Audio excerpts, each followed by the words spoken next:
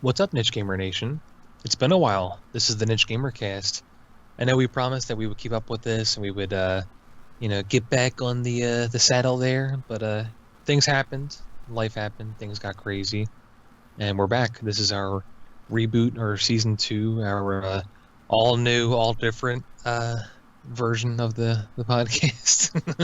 Without the um, feminist diversity that would normally come with it, you have two fucking greasy Italians giving it to you for the third time. This is the third attempt, by the way, because I live in LA, and apparently people who riot and people who are assholes decide to trip the fucking breaker every single goddamn chance they get.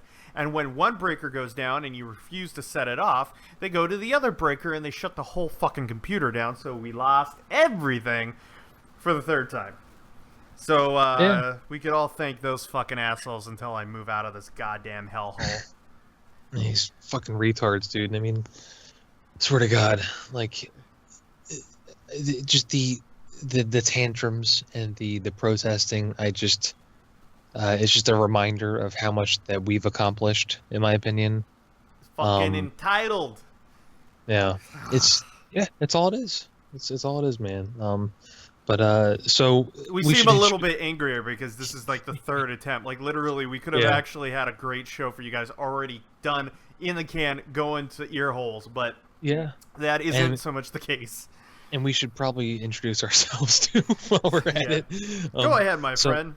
yeah, so uh, I haven't done that much video and audio content in a while, so you might not recognize my voice, but I'm Brandon Orselli. I'm the founder and editor-in-chief of Niche Gamer, and so I launched this site back in the heyday of the summers of 2013. There, yeah, and we've been trucking on ever since. So And obviously, you might know me from the Daily Niche. My name is Michael Jordan, and I am the media marketing manager for NicheGamer.com. Ooh, we're so official. It's the shit of business cards. yeah, It's kind of like when the mob like transversed into like real legitimate businesses. oh yeah. Kind of like When they went clean, yeah. we're two fucking Goombas over here. We got hey, you want legitimate? I'll give you fucking legitimate. All right. So I mean, we should just try to streamline what we were going to talk about. yeah. We got So Nintendo Switch talk.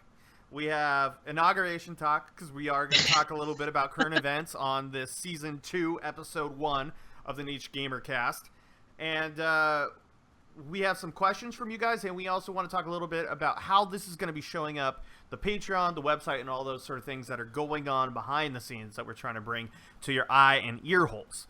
So let's actually take it away. We'll try to speed through this stuff because I think we both know kind of what we want to talk about. First, Nintendo Switch. First thing we're going to talk about is Bomberman. All right, so let's actually get some of the Bomberman talk out of the way because there are some things to that obviously need to be presented to the listeners and gamers in general. yeah, so the for those, if you live under like a fucking rock or something, Nintendo had their big Switch unveiling event. They announced the date. It's going to launch worldwide March 3rd. The price $300.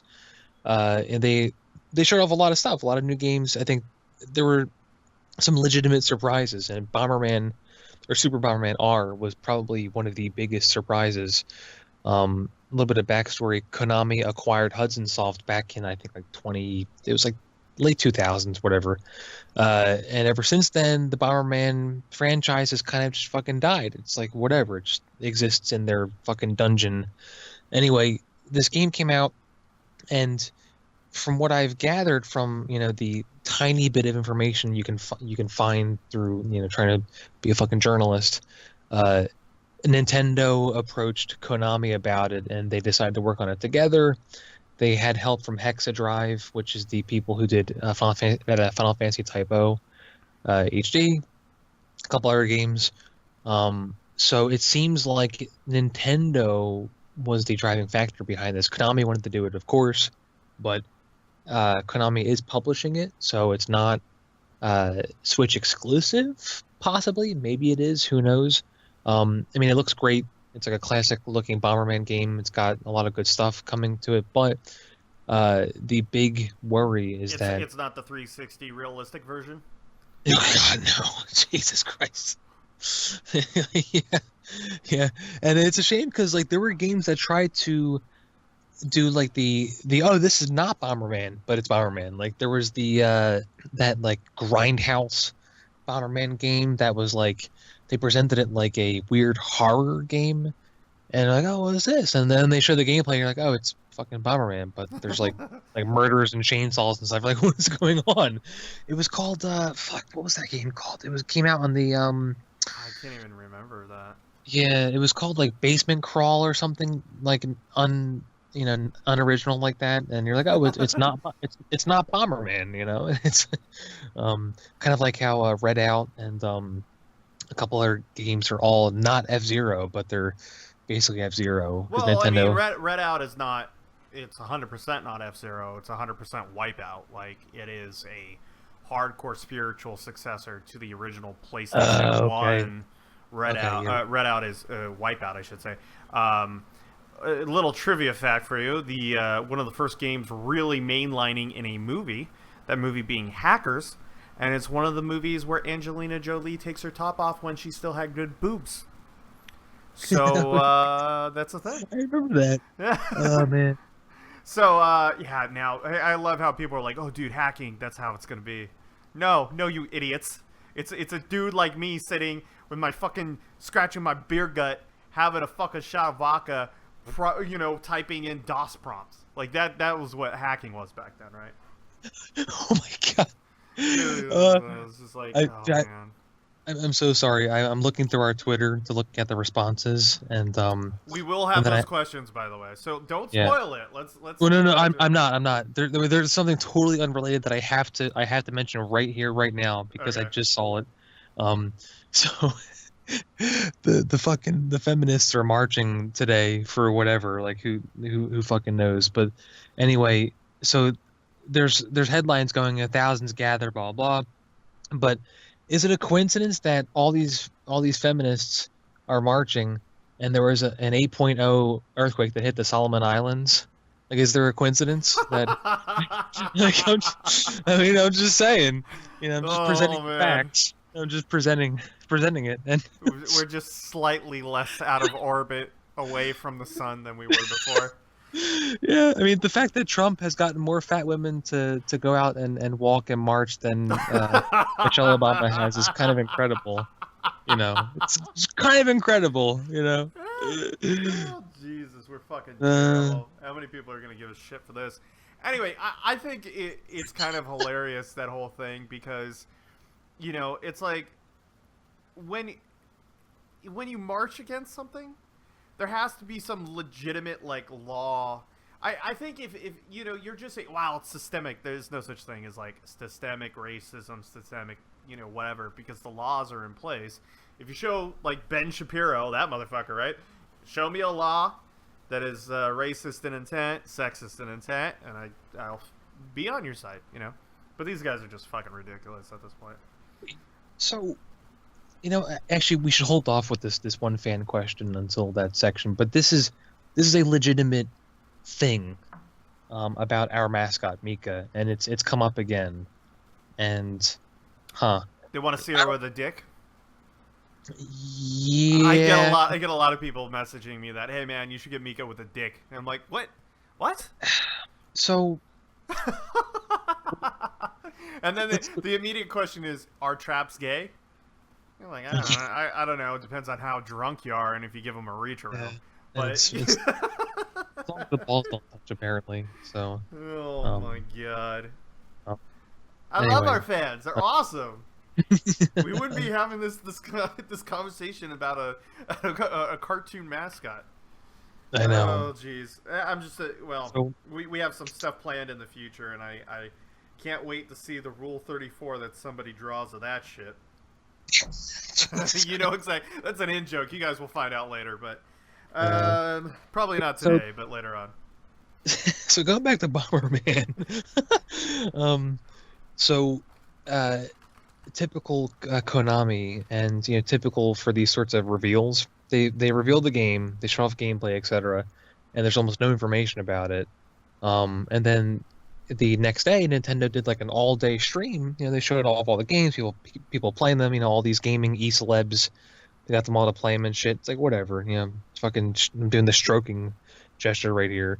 Dude, Uh, I cannot even physically do the stroking gesture that is in my mind. I cannot physically jerk myself off that hard. I would have I could barely fathom the mental possibility of jerking myself off that far. you'd be ripping your dick off and it'd be flying it into outer space. Like it'd be that furious of a. At that point, it would just it's Yeah. so like my arm is already getting a workout from simulating how far I would have to go. To me, it feels like that whole thing started back when Sony got Greg Miller and the other people from IGN to do the one of their big events. And like, oh yeah, we got like Greg Miller and fucking Colin Moriarty, baby. And I'm like, fuck, dude. Like, really? Well, I Could mean, here's the thing, right? Like, there are personalities that I do like, even as somebody who's on this side of doing it for the better part of 10 years. That I do like. I like seeing what they say, but the level that it's become. There are actually two industries, and a lot of people don't realize this. You have the gaming industry, and then you have the gaming press industry as its own entertainment industry. And that Yeah, is a very true. very rare thing. Like, the closest thing that we get is movies and tabloids. And, because this is built like Let's Plays and, personality reviewers and stuff like that are hardcore. You got a little bit of that with movie reviewers, like Siskel and Ebert and all that shit. Like, does anybody remember the fucking Critic? That cartoon. Eventually we're probably going to get a Critic version of, and I think we have on YouTube. Some animators ambitious, considering animation on YouTube is severely lacking in not only the compensation but the promotion side. But it's very interesting, to see that the game industry blossomed and created a new industry that, from my end, a lot of people, and this is something that I know very, very well, and it's something that really makes me upset. Especially with something like, let's say, League of Legends, and let's say tournaments. There's this really big notion, even by people that could be surrounded in that industry, that are like, why are we rewarding socially awkward people who are doing these struts and having, like, literally, I'm like, what you mean having fun, engaging their fan base who are there watching them in these are, it's not your celebrity, they're not Mr. X Games, they aren't fucking some actor. Like, this is the people that they enjoy, and I fucking wholeheartedly applaud it. It is the lifeblood of the industry, for better lack of a term. It is, because those people are the most hardcore, most dedicated, and they enjoy it the most.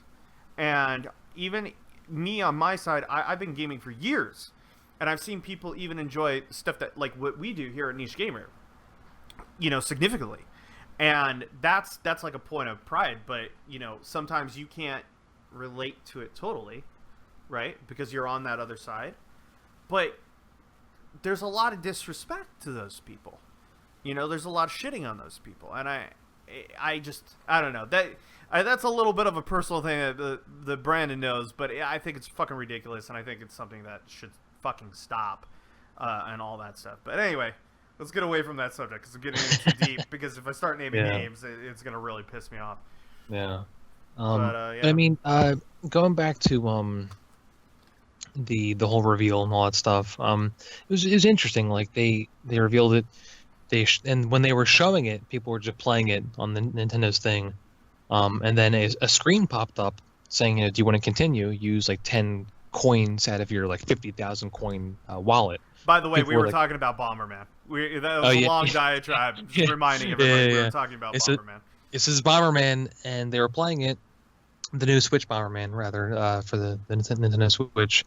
And people start speculating, like, what the fuck does that mean? Does that mean like you're buying a game, and then you have to still literally use credits to continue? And here's the thing: Konami actually confirmed that the currency can be used to unlock costumes, and that it is used for continues. But here's the thing. I think this is literally just an in-game currency that you can accrue, and you can compare it to like the old school console ports of arcade games where you still had the continue function in the game because it was part of the game. You had to have continues, and if you ran out of continues, you'd start over, and that's literally it, right? So, so in my opinion, that's what it seems like to me. Konami hasn't clarified that that's exactly what it is. They But you clarified that. have to also reflect on so what he also is kind of hinting at here is that the inverse of what that would be a paid currency. Exactly. And that's Yep. what people are afraid of. Yeah. This is one thing that I'm totally in the dark of, which is a rarity, but Yeah. it is very interesting. Let's actually talk a little bit about the Switch lineup because this is kind of Yeah. important. People, so we also just had recently the VR launch, right? We had the PSVR, which is kind of the big one, the cheap one, and it works well. I love it. I think that there's some great experiences on there. Problem is they're short, underdeveloped. The rarity of that situation would be something like Valkyrie, and that's still just multiplayer. Rigs still just multiplayer. They're really lacking on the single player immersion experiences that they could do. And in the PlayStation VR worlds, I mentioned this in my review. They totally could have taken the two standout games in it, which were Scavenger's Odyssey and the London Heist, and turned that into like a full world exploration thing. Or for the London Heist, they could have made it a VR GTR or GTA, Grand Theft Auto, and they didn't. And those things scream to be just made into better games, to be their own games, and to be like massive games. It's just such a great world that they have set up. So it's a missed opportunity. Nintendo, on the other hand, is doing something completely different. They're taking big experiences. They're doing it in kind of like a set of three, right? You have your big experience, you have the everybody experience, and then you have the more like interpersonal, like two-player experience or single-player experience that takes a little bit more skill understanding, right? So 1-2 Switch is your party game, right? That's that low level Mhm. or like more multiplayer tier thing to show off Yeah, cool which stuff. which also has the fucking milking mini game, which is incredible.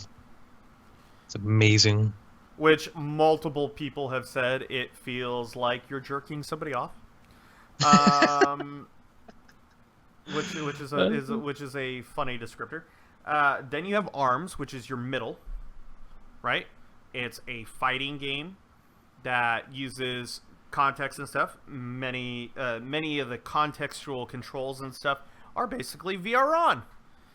And I think that you and me are probably the only ones who are going to really remember that game. You sat in a giant box made out of plywood that had stickers and decals as if you were in a giant robot. And you had your screen, and the cabinet had two sticks, and you controlled it much in the same way that Arms is controlled.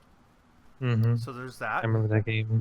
I love that game. It's amazing. And then you have your hardcore game, your long experience game, which is Zelda.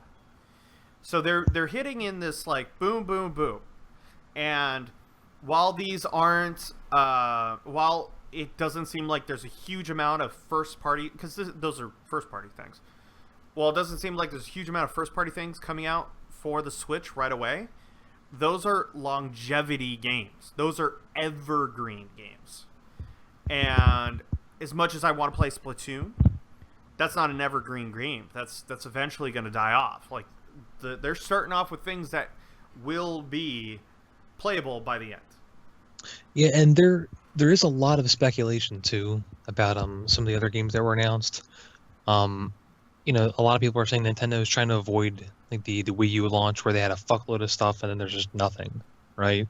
Um, so like one of the rumors is that the new Mario, Super Mario Odyssey, is that it's basically done, and they're like, well, we're gonna hold it off till the holiday, um, Well, which they don't want to overcrowd their what they're looking to do realistically is they're looking to have high attachment rate, right? So you buy a Switch and then you buy all three games, and then you buy the next game and the next game, almost as if it was a like a subscription service, right? You were buying the games month to month to month to month, which is not a bad idea. It means that there's always something to play, and that there's a variety of things to play, consistently. I doubt most people are going to get through Legend of Zelda Breath of the Wild in a month, unless they are doing our job, basically, where you're dedicated. Because there's a lot of stuff going on in that game. I doubt you're going to really get bored with ARMS. It's an interesting concept. It's a cool setup. You can, play it 2-player. You might not have the full quote-unquote experience unless you have 2 sets of controllers, but... And people are bitching about that. Yes, it's going to cost you about $200. Guess what? The Xbox, the new controller, the Pro controller, whatever the fuck it is, that's or not $200, $120.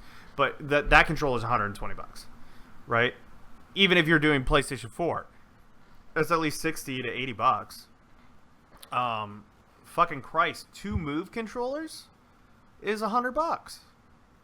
So, I mean, it's not like they're out of the price range, and they're priced accordingly. There's some pretty cool tech in those things. So, I don't think people should sit there and be disappointed or, talk out their ass with it. You got to take it in perspective, Yeah, and you hit a lot of really good points too. I think a lot of people love to just hate on hardware when there's not like a complete avalanche.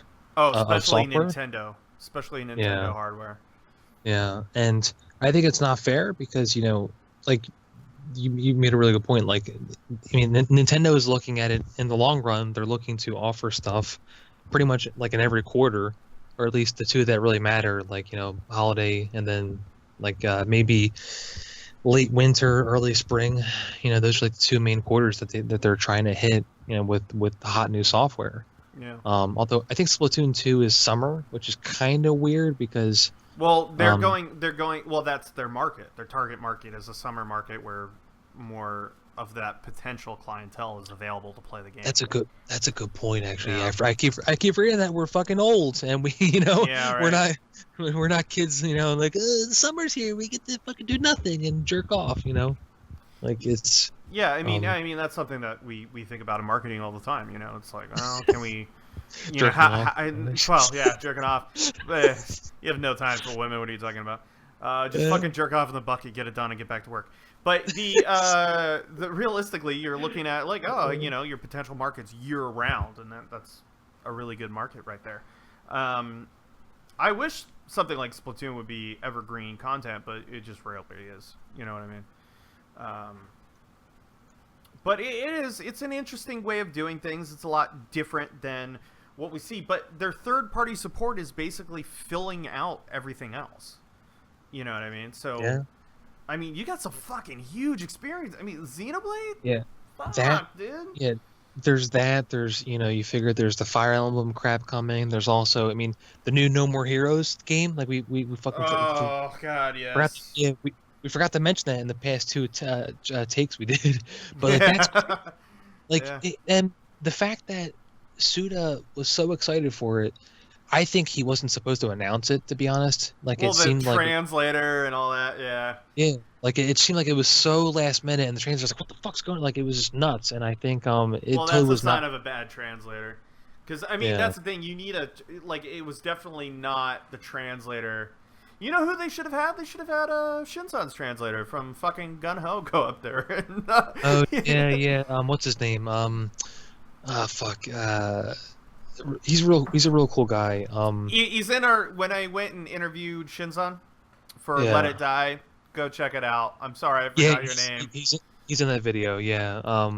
I forget awesome his name. Dude, awesome dude. Just it's been a late night and I've already now had 4 drinks because of this bullshit, so I'm forgetting names.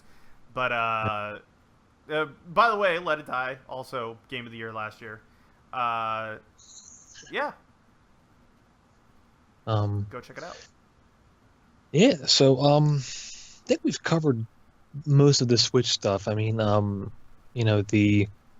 be putting out a ton of shit for it, and we got a lot of questions too, so we'll probably swing back around at the end of the episode. Yeah. So yeah, we're also what do we got on the plate as well? Like we're gonna talk L- about the let's talk about the website stuff before we start getting into general topics.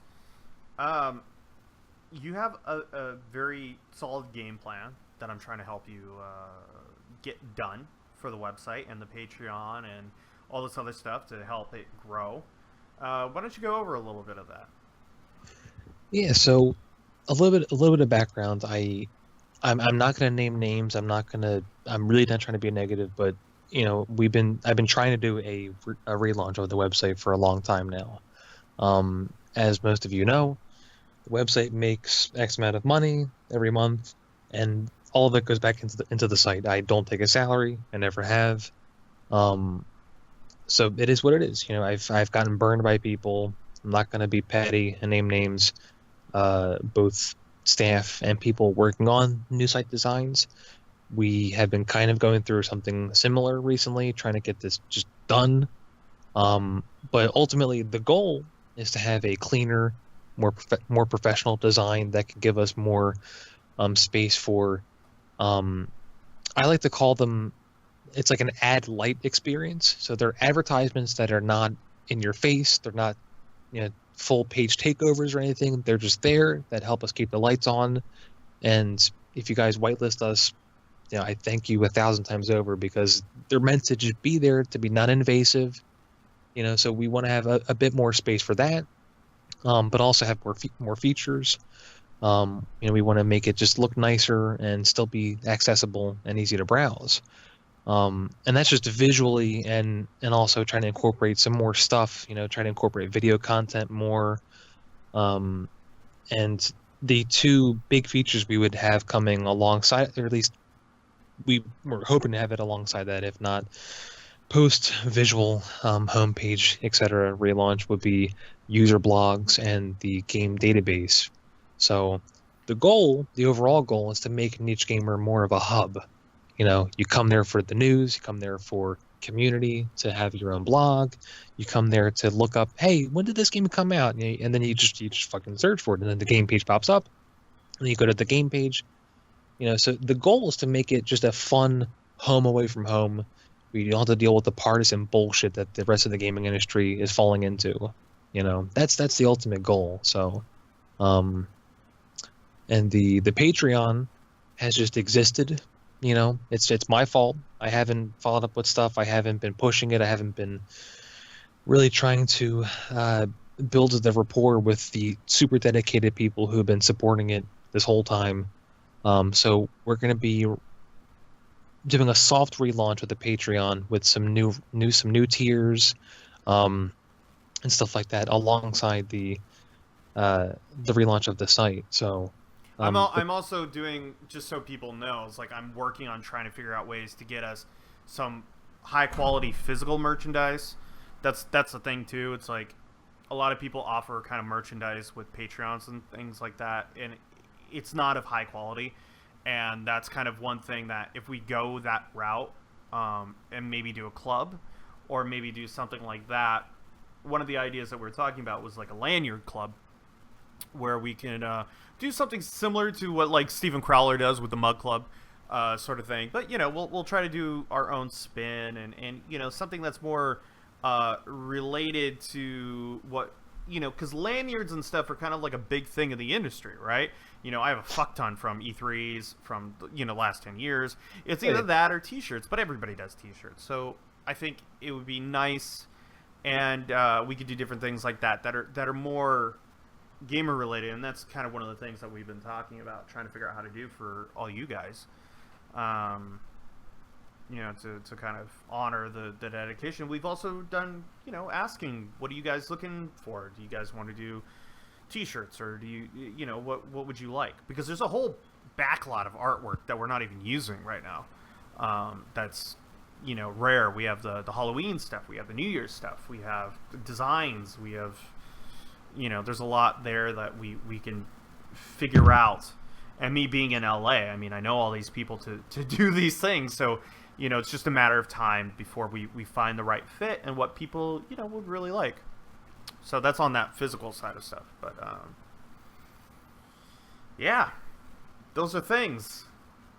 Is there anything else besides that? Besides the website end and Uh, the merch end and well, I do want to touch upon the stuff we've been doing on the back end when it comes to the new terms of service.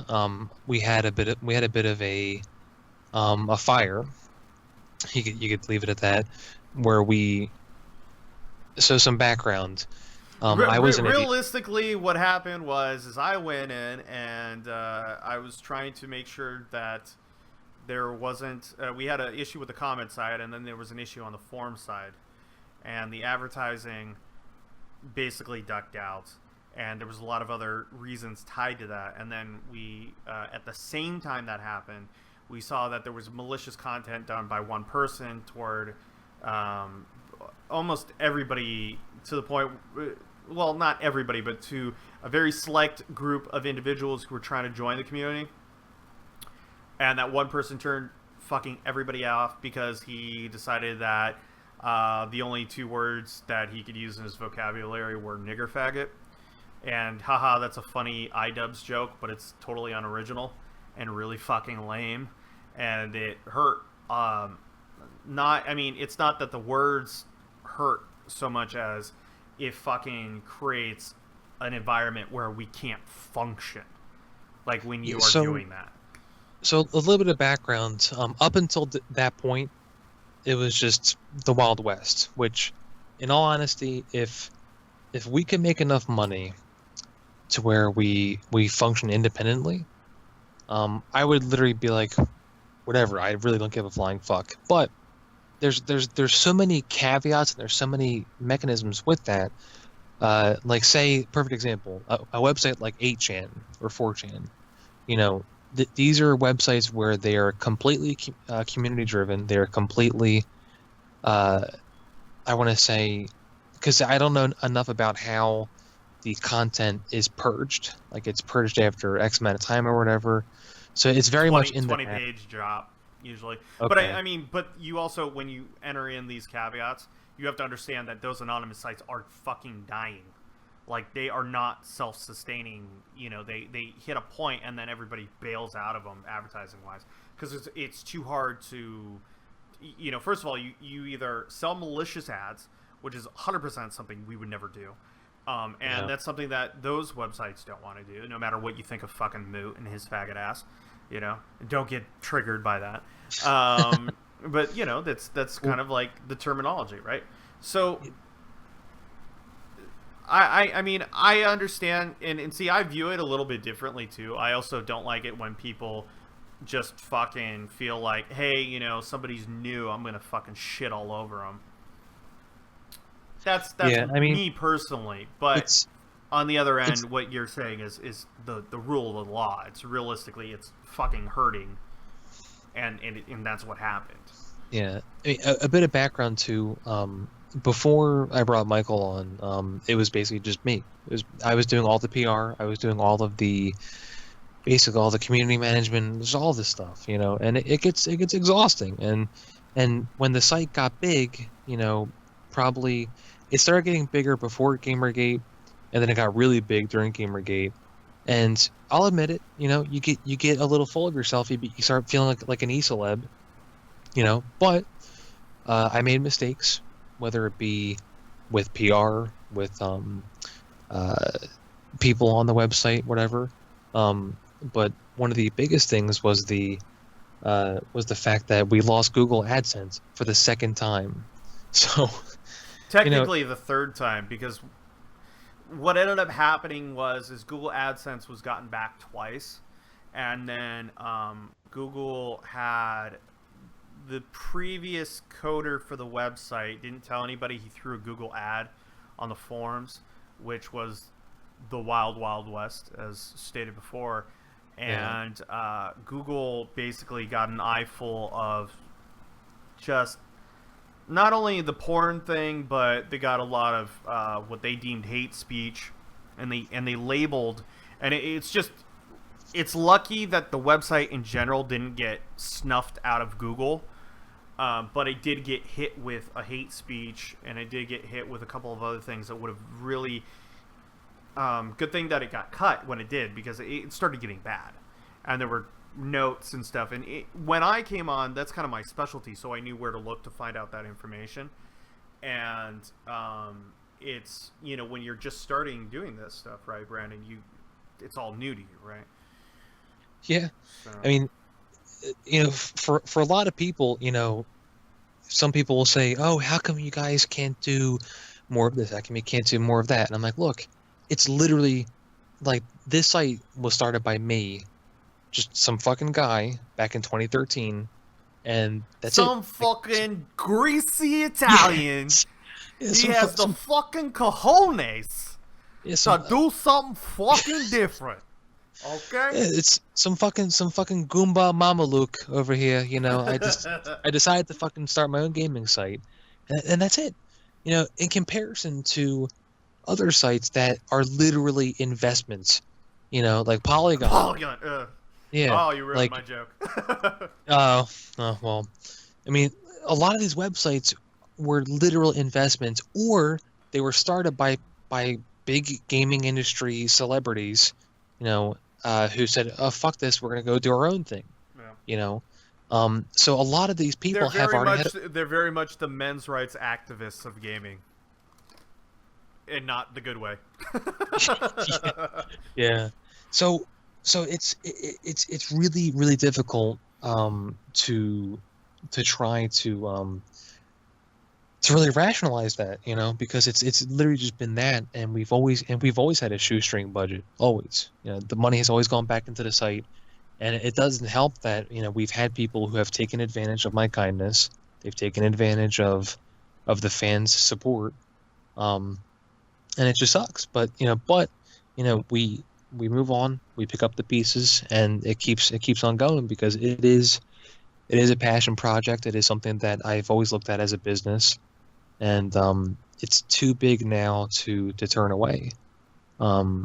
So that's why. It's a very much an obligation, and like, I know, like, people who you know, used to read Chip 2 Block 20, which I owned before, and they're like, you know, what happened, and that's the funny thing is, like, a lot of you know, what Brandon went through with Niche Gamer is what Chip 2 Block 20 went through, you know. And the problem is that it got to a point where I could not do, like, I mean, a lot of it was resting on your shoulders, right? You know, so, like, you were able to kind of persevere by just pushing through, where I couldn't do that, you know. And that slight reliance on somebody else to just make sure that the posts were correct and done, it fucking killed it, you know.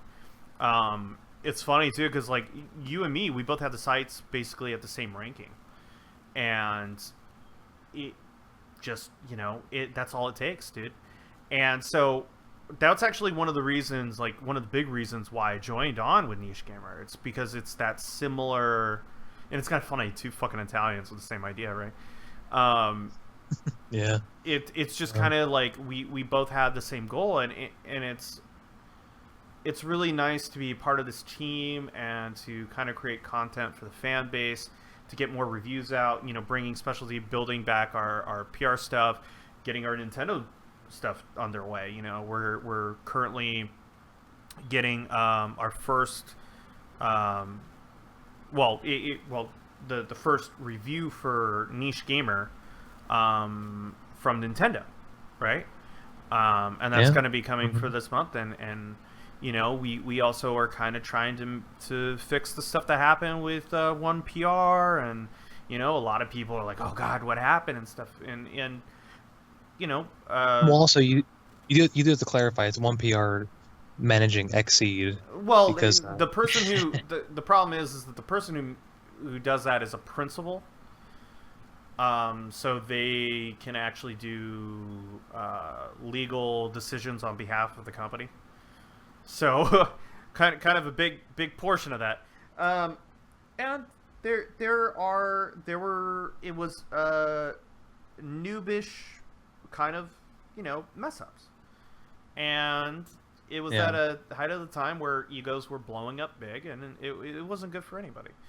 So it's nice to see, obviously you've learned from that, and we're only human, and those things happen, and I think they understand that too, and we really want to repair those relationships. That's a big goal for us. Is we want to. I think it's very much mutually beneficial because a lot of people now we hit in November 1.2 million views, and that's not like big scandalous article stuff. That is news and information.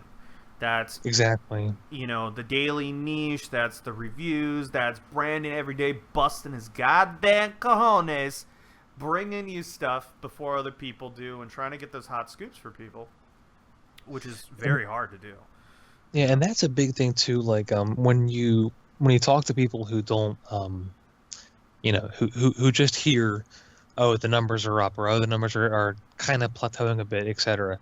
Like a good example, my father. He's a very intelligent man, but obviously he's like most people who are several generations above us. They're pretty disassociated from all this stuff, SEO, all this crap. So when I try to explain to him that we're trying to avoid clickbaity stuff, we're trying to avoid topical stuff, because once you become dependent on that traffic, then that's all you chase. Well, you become Kotaku. Yeah, exactly. Or you become now Polygon. Yeah. Fucking Polygon's such a goddamn joke now. I mean, because there's some really good writers there, even though they might not show it or act like it. There is some good brain power behind it, but it's like chasing tail, I mean, I figure the way that I've always positioned the Niche Gamer is that it's the website that I always wanted to exist, that would cover the really cool and or unique and or just overlooked, forgotten games. Just the games that I would see. I'm like, oh, this is really fucking cool. Why isn't IGN covering it? Oh, why isn't fucking whoever covering it? And see, that's also boggled my mind, dude. Right? Like those for you and me, those are like the games that were like, oh yeah, dude, totally. Yeah. Like Tales games and shit like that, Yeah, and it's funny because it's both it works to our advantage, because that means we start to, and this is stuff that I try not to trumpet too much, because then other people will notice that it's working, right? So like we cover, say, like a really obscure game, I don't know, like that game The Dwarves. It's like a tactical RPG based off the book series. Highly recommended, by the way. It's a very, very good. There's 5 books, but the 5th one's not translated yet. The final one, but they're really, really fun books. Anyway, I've written a lot about that game, and I'm pretty sure if you look up The Dwarves, and I'm going to Google it right now, The Dwarves game. Let's see what shows up. Let me see. Dwarves game. Steam, Metacritic, well, here's all the reviews because the game's out. But if you go into the news, let me see. I mean, a lot of these on my end, it's the 4th one down, Niche Gamer. Okay. But anyway, yeah, it's, or Senran Kagura, right? Like now, that is the most mainstream niche game ever at this point. Yeah. That and Dead or Alive, apparently. Because apparently Dead or Alive now is a niche game. I had somebody tell me that, and I was like, what? I mean, those beach volleyball games. What are they called? Dead or Alive, anyway? It was just like, it's a fighting game, you fucking dolt. Yeah. Like, what? You know what I mean? Like, it does make me angry sometimes. I'm like, what the fuck, Soul Calibur? It's just like, oh Jesus! It's a franchise that Bamco just doesn't care for anymore.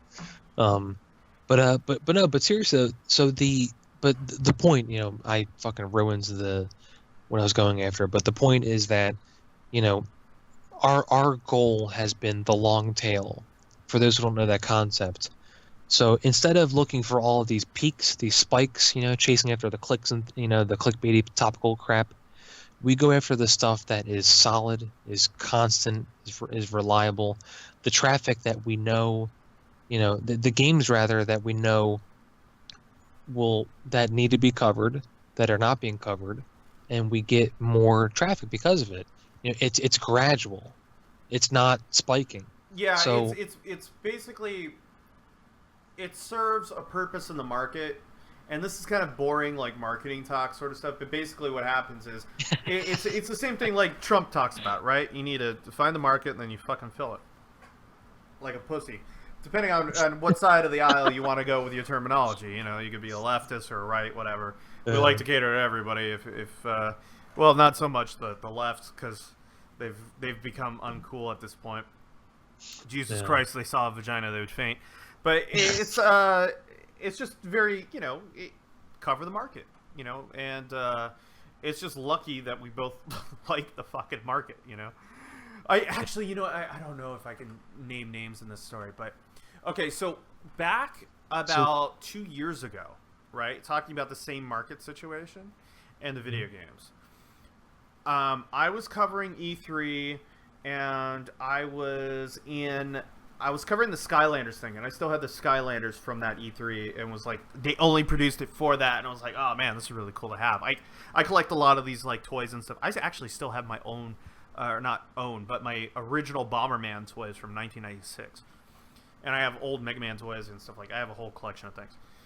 But I was sitting across from this guy, and they were like, "Oh man, because there was also like a Disney thing across, and they're like, oh, get like they were trying to make small talk, but it was the most demeaning and like entitled horseshit that I see all the time, which is depressing. But it's like, oh man, I really wish I was covering like a real, Disney game, or not Disney game, but a Disney movie, and not this fucking game shit. Oh, I wish I was covering this real Warner Brother. Like, I would hearing this from like the same couple people, and I would see them in almost every one of my appointments, and I'm like, dude, if you're running a company, like, get these people the fuck out, because they're covering it in the most negative. They're already negative walking into it. Like, even stuff that's bad, I generally have hope for, because I feel I have this philosophy, and I think it's what's allowed me to kind of weave in and out of the industry for a while. But I have this philosophy that every game, even a bad game, has something worthwhile looking at, because it is something that somebody made. Like, as long as it functions, it's like a technical piece of art, right? Even if it's bad. It's Birdemic of video games. Okay, I get it. You know what I mean? And I think that when you can't see something really cool about something like Skylanders, it's for kids. It's very, quote unquote, the Activision term of annualizable, where they could keep producing it and making the toys and then making this kind of double market stuff. There is a really cool technical aspect to it. It does some really interesting things that I wish was utilized in different ways, but it's no less cool, or interesting. It could be kind of lame at times, but yeah, there's something there that's, it's fairly interesting. So that's one thing that I see a lot, and I think that point, that's how Gamergate gets started. You know what I mean? Yeah. I mean, that's a really good point. Well, why don't we'll switch things up a bit. Why don't we'll hop into the fan questions. We'll try to blast through some of these. Yeah. Yeah.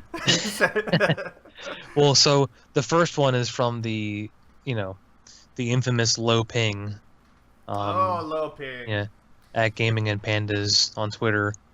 He says, "How big is Brandon Arcelli's penis?" Did he actually say penis? Yeah, penis. Yeah. So see, here's the thing. Like, I live in LA, and there's a lot of gay guys, right? Yeah. And they call their ass a bussy. Jesus. It's a boy pussy, right? Yeah. And it makes me laugh all the time. But what's a bean? I never understood that one. So, God, I feel so fucking old. Does that have to deal with traps? I feel so fucking old too. It's like, okay, yeah. Is it Beavis and Butthead? No, I figured it's like one of those. It's another stupid fucking meme. It's so, it originally started as a misspelling of penis, but is it an old fag joke from 4chan? Yeah, it's like super old. It's like 2004. Yeah. So it's like super old, but anyway, it's as big as you want it to be, huh? Gabagool. Yeah. It's as big Anyway, as fuck you, buddy. All right. That's great. so here's a non-sexual one. Speaking of the Switch, what do you think about the cartridges for the Nintendo Switch? In an era full of DLC and updates, is the Vita a good example? Um, I mean, I gotta be honest. I love cartridges. I do. I'm all for the reduction of loading times. Oh I yeah. it's People don't even understand that that's like a huge thing with the cartridges.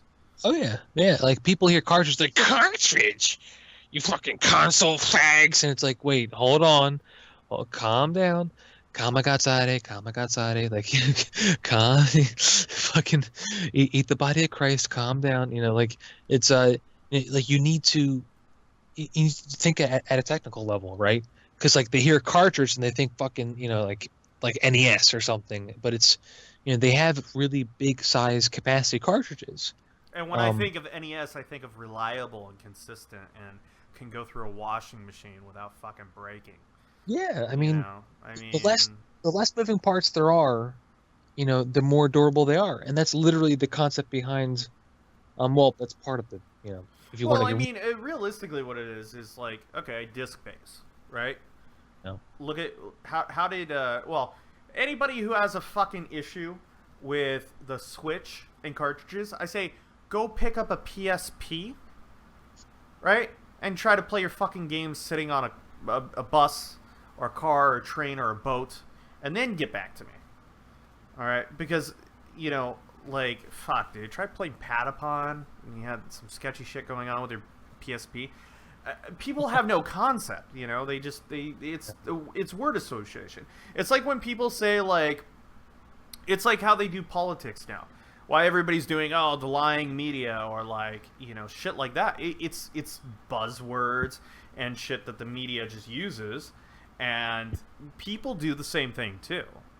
It's not exclusive to that, and that's where they get the idea. I mean, they just have no concept that. I mean, dude, look at your USB stick. That's a cartridge. You know, yeah, look at your and solid state drive that everybody's doing gaming. That's a fucking giant cartridge. That's what that shit is. yeah, I mean, there's a lot of you know, just to finish on that point too, like at my day job, I work at a major university, and all of our lab machines are all running off of solid state drives now. They're all solid state, so the it reduces the amount of time. It's night and day. It's literally night and day, and they are pushing solid state technology even further with these ridiculous PCIe based cards where you have these little mini M2 drives that you can stick like four of them on there, and at that point you're jacking right into the goddamn motherboard. So at that point you're getting speeds that you could even consider that those SSDs as like another form of RAM at that point, because it's just that ubiquitous. It's insane. Yeah. But then touching upon DLC and updates, uh, I mean, it's like, you know, The cartridges have more than enough room extra on them. well, I think on PS Vita, from what I remember, because I haven't, it's depressing. I haven't played mine in a while. Uh, I the was the playing mine all last week, and it was fucking amazing. Dragon Quest Builders, despite the review that went up on Niche Gamer, which I strongly disagree with, Dragon Quest Builders probably one of my favorite PS Vita games. yeah. It might be different on the console, but it's a Well, solid fucking 9 out of 10 on a Vita. well, the what's interesting is that at least on the PS Vita, the updates and stuff, from what I remember, are installed on the local Vita uh, memory stick. They're not on the cartridge itself. Um, I've never actually used a cartridge for the Vita. oh, you've always I, done I've digital always download. done digital downloads, mostly for the part of I have about 52 Vita games and they were Jesus. all from reviews, and they're all from doing. So a lot of people don't know this, but in my profession that I do for my day job, they might ask somebody like me to do a review, like a mock review, and it's very like low key, shadowy kind of bullshit. But at the end of the day, you basically sign away that you can't tell anybody that you really reviewed that game. Um, and they use that to kind of either make changes or do marketing or combine. They could use it for fucking really whatever. And you basically, it's kind of like, hey, you should probably not fucking do this, or hey, these are the major problems. And 90% of the time, they never fix it. Like, they never fix fucking major issues that you bring up, to their loss. But and just speaking of, if anybody was gonna go, oh well, you might have a conflict of interest. Me and Brandon have an understanding. If I work on something, I will tell him, and only him in staff, and I will not work on that project. That's a given. So the I can bring the insights, but I won't slap an official anything on it, something that I've done something like that for, because it's really important to. I'm a firm believer that if you do something like that for a job, that you keep it separate. I 100% know that there are major people in the gaming industry who don't do that, who will do a mock review and then a full review. And people say that they can do that, but really they can't, because you can't get the negativity of whatever that previous version was out of your head. Like, that's still attached. Or the other thing is if it isn't attached in the negative, it's attached in the positive, because you have low expectations, and then you got a game that was fixed, and then your brain does this thing where it's like, oh well, it's a million times better, I'm gonna give it a better score, instead of going, well, is it really a million times better, or is it just better from what it was? And so that's actually a service that a lot of people don't realize happens for reviewers. When you get into hardcore reviewing, or you go into marketing or consulting, you'll get these jobs like that, depending on who you know, and how much they trust you, which is always interesting. But yeah, so more questions. I just wanted to lay that on, because I think it's a very rare trivia kind of thing people don't really realize happens. Yeah, no, it's really true, and it's something that we've had to struggle with too. When we'll preview a game, and it might not preview that well, and we're like, well, I could use some work, blah blah blah, and then but yeah, I totally agree. Like, it's hard to temper your expectations accordingly.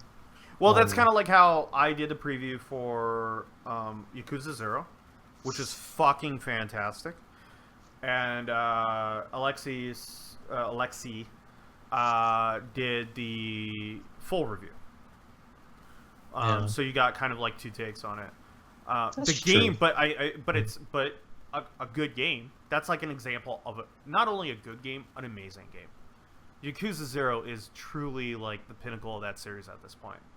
And I really wish I had the time to play it. Like, I'm gonna I have a copy coming, but I just don't have the time. Like, it's depressing. It's so good, and realistically, it does so many things right in ways that you wouldn't think about it. And even if you're not a Japanophile or whatever, you're going to just have fun with it. It's even more fun for me too, because it just makes me laugh, because I used to live in Japan, right, for quite a long time, and just some of the things that they do in such a way, especially with the way that they translate it, not localized, translated it, that it works. They get the translation done correctly to a point, and it's not like, so a lot of people don't understand this, but when you do something like a game or whatever with context dialogue, Japanese doesn't match up the English 1-to-1 in a way that would be conducive. So within a set of 2 sentences or something like that, to make sure that it is the correct translation, you have to move stuff around.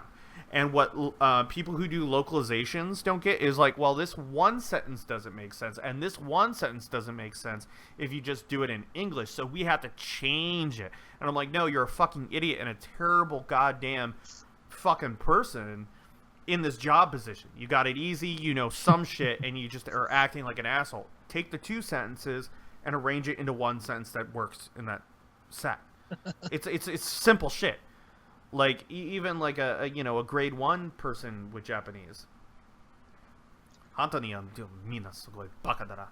Anyway, so next question. Speaking of weird Japanese things, so the question of Mika being a Fudanari came up again, and so people keep saying that I said this on a previous podcast that she was a Fuda. I don't remember this. Were you drunk? No, like I don't think I've actually gotten drunk on the podcast before. Surprisingly. Like Futa, like a okama, sort of like with a dick and a pussy, or. Well, see, that's the thing. Like, because Fuda is futatsu, which futatsu means two.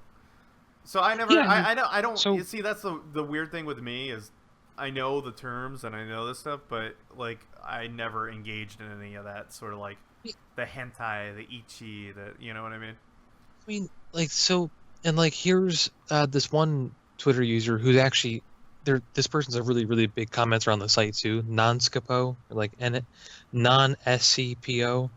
There's your shout out, buddy. Yeah, I think he lives in Brazil, I think. But he's super passionate guy. He's like one of the top commenters on the site, if not the top commenter. And he said it was in a previous podcast. And I'm like, I don't remember this. It must have been like one of the first podcasts we did. Like I don't remember it at all. And I don't remember explaining it, you know, like, oh, she's a Fuda because of this. Like I don't remember any of that. Like maybe it was in a joke. I've gotten in trouble for joking about stuff before. Like apparently I've taken pot shots at other websites before, and I don't remember this. I take pot shots at other websites all the time because I love the media in general. And here's one thing that people don't get. If you love the media in general, you are critical of it. You know, you criticize because you love it, and you want people to be better. And that includes yourself, you know, even if you're, you know, I mean, that's why people say shit about it. We get it all the time. I mean, Jesus Christ, with the last couple months, we've been getting a bunch of heat. And it's like, you know, and I'm like, yeah, you know what? Maybe we take the underlying criticism there, not the other fucking comments that we see, and then we do something. Yeah, sure, why not? Okay. Yeah. That's a hard thing to do, I know, for you particularly. But, you know, you gotta laugh it off a little bit, you know? But Fuda, man, I can't picture that. See, here's the thing, it's like, oh man, so, like, people really don't know, but I started doing work with Brandon now it's like a year and 3 months.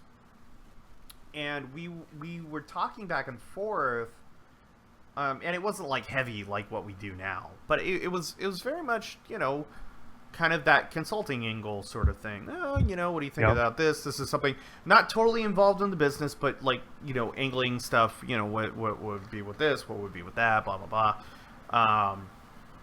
And so I couldn't even imagine this question coming up.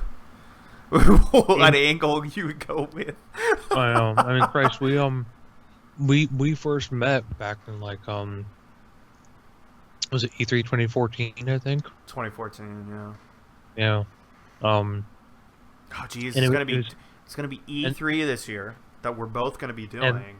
I know. Then 2017, guys. Funny story. Holy shit, that's 3 years. I know. We met at that fucking Spritzer that Base Gamer was hosting. Oh man, what a shit show! I mean, what a fun night. I got to meet Mercedes. Oh jeez. Yeah, she was Anyway, she well, no, hold on. She got my now ex-wife super pissed off, which was hilarious. Oh. Because at the time, you know, she took a picture of me one with her face next to mine, the other one with her like kissing me on the cheek.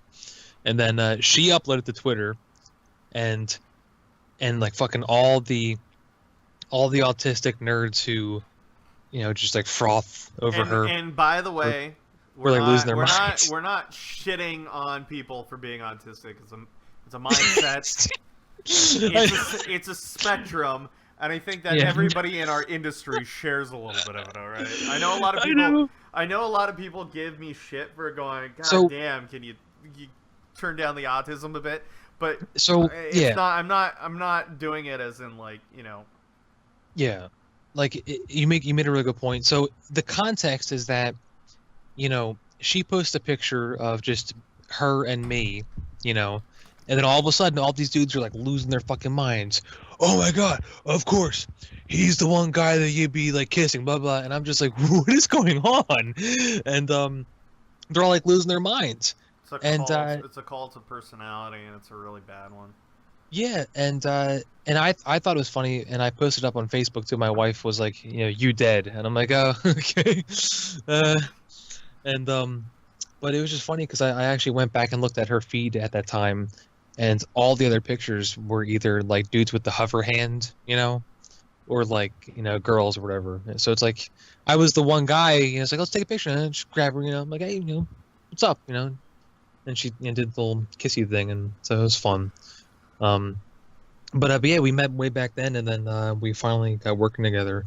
But so she is not a Fuda officially. Mika is not a Fuda. How much Um, money do you got? Wait, I'll work something. I'll get something done for you. How much money do you got? uh, Can you pay for the surgery? uh, well, hey, here's something completely random. My mother, because I'm at my parents' house for the weekend with my son, she gave me Reese's cups, and they are beautiful because they're at the right temperature where they are solid, and the bottom didn't get broken from the black wrapper. You know what I'm talking about? Yeah, that happens all the fucking Right. time. I know, right? So this one peeled perfectly, so the bottom is perfect, and oh my God, that's amazing. Isn't it? That's like Yeah. you know how they have those images where it's like that feel, like you know what I mean? Where you get that little, it's like, oh God, it just feels so good when you can feel like Oh. it does a pop too. Dude, When you pull that wrapper off. it tastes so good too. Oh my God. See, I would go Oh. out right now and go get some of those, but it is currently almost 1 a.m. my time, probably 3 a.m. your time, and Almost 4. I would get stabbed. I know. Seriously, well, we'll get into this later when we get into after the comments and we talk a little bit about the politics stuff. But let's actually go into the next question. Yeah. So this actually works perfectly too. So another comment about Mika. Why use a cute anime girl mascot for a Western-based media outlet? Personally, I love it. This was Jaded Jack. So thank you, Jaded. Jack. So originally, I was and this is a little bit of history behind Mika and her design, how it came about. The short version, I was very, very torn on a Western design or an Eastern design, and those are very broad terms. Western being like, Western styles, etc., like a Western cartoon style. We're not actually talking about like Western design philosophy and Eastern design philosophy. That's like art people get into that. Yes, I have a degree in that, but it's none of that stuff. When we talk about East and West, we're actually talking about the more frontal styles of that stuff. Yeah, like basically like the main tropes, like typical Western cartoon style, or straight up anime, style. Yeah, we're not comparing. That's the thing. It's like this is one thing that I when I do kind of other side work stuff. When you have the idea of Western is realism, you know what I mean? Like, you have the very defined features. Look at Mass Effect, right? It does carry over a little bit, but not by much. But, like, Mass Effect is supposed to be, you have that uncanny valley situation, nostril flare, all that shit. And then you have the anime side, which is not real. It's more closely resembling an Edo print on wood blocks than it is the, the full detail of the body, the nose, the eyebrows, and Yeah. all that other shit. That makes, I think, a lot of art look like garbage. But go ahead. I actually had it's a little bit of fun, little bit of more history that I think is fun to know. I actually had mock-ups done. I had people trying to combine both styles, and all this So, other shit. so how big was her dick at the time? Is the real question. Well, I See, actually, that's how the Fuda thing gets way. I actually had a Twitter thread like a week or two ago where I saw somebody shared uh, some Fuda stuff, and like these are Fudas with like cocks that are like bigger than their entire body, and I'm like, The best type this, of Fuda. yeah, I'm like, does the artist like not care that that's not physically possible, like that she would die to have an erection that big, you Well, the know, blood would or be drained out of the body. yeah, or Science. he, I don't know, whatever. It's I think oh, it's a she sorry. because there's no balls, right? Well, yeah, it's true. Well, actually, no. I've seen a lot of Fudas with giant fucking balls too, and I'm like, oh, okay. So, Is so that really, what is that a Fuda or a trap? so there's all kinds of levels to this stuff too. Like, so you have the Fudas with just a pussy and then and then a dick above that. Then you have the Fudas with a pussy, balls, and then a dick. And then you've got the straight up traps, which are just fucking, very It's the uh, bussy. It's the West Hollywood bussy. yeah, the pussy. So yeah, but anyway, going back to going back to Mika and her design, I actually had some people get upset because they made mock-ups, and I'm like, no, I just can't use this. I'm sorry. Jeez, And so I don't envy what you had to look at. yeah, so then, and it didn't help that going on to like I actually the artist that I found on DeviantArt, and it was literally me posting an ad for it saying, hey, new gaming media company, we need a mascot, will pay. And the moment will pay comes out, it's like a drop of blood in the water, and they're all fucking sharks. So I got fucking bombarded by people. I like how you did a little bit of the Jaws music before you said bombarded. Bum Yeah, bum bum no, bum bum bum. I know. It's like, We're gonna need a bigger boat. I know, it was crazy. And then I saw this guy's stuff, and I'm like, okay, this is looking good. Like I think I want to go with this. And then the problem was, how do we, what, how should she look, color, etc. So then I forget why I was just Googling and looking through different anime characters and stuff like that, and then I came to Nina Trinity from Gundam, Oh, you know, and, okay. and she's like a favorite of mine because she's fucking batshit insane, um, and she's a redhead. So and I kind of knew that I wanted her to be a redhead, like no matter what, like she has to be a redhead. So, and So, ladies. although I do prefer Asian ladies. So oh, I do remember that this artist did do a or no, he didn't do a Nina Trinity design. I saw somebody else do one, and I really liked it. So so I ended up, and I wanted the mascot to be a redhead anyway. So I ended up saying, look, redhead. Can you kind of base it off of how Nina looks, and then we'll go from there and see how it looks. And the rest is pretty much history. So you know, The one that everybody's going to be seeing right now in the bottom left-hand corner is just a kind of reskin that I did, so that people are like, why is the color different? It is different on purpose, and it's going to kind of lead into what we were talking about the website design, stuff that's going on, and you're going to see some different stuff. And we do want this to kind of have that solid feel for you guys over here, because it's going to, this, so will be on the Patreon first. And we're going to kind of try to bring that out. There's also a little bit of editing and stuff. It's easier to bring that to the Patreon people and to kind of present them with the video podcast before it happens on the site. So bear with it. And I feel that they're very much entitled to it. They're the most hardcore fans, and we love them for helping out. But later on, it will be posted on the YouTube. So it's not like we're going to be limiting content. It's just kind of like a timing spacing thing and how stuff's produced. So just want to make sure that people know that so that they don't get angry. We will be doing cross-platform work with everything. We're just going to be making sure that 100% right when this is done, it goes up on the Patreon because it's kind of like a straight shoot. And I think it's kind of a little bit of a nice thing for the people who are donating, you know. But it will be up. Don't worry. You know, if you're already listening to this, you know that you have another episode coming along the way. It's just it hasn't hit that production point that we have to go through before it gets put on the YouTube. Yeah. So let's go into the next question.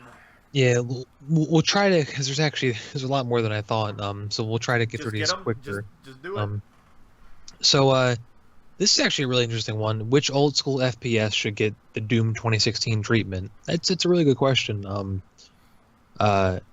I mean, well, I mean, that's the one that makes everybody cringe. Yeah, I mean, for me, I think it would do really well. I think it really would because, I mean, they were just incredible. Time Splitters.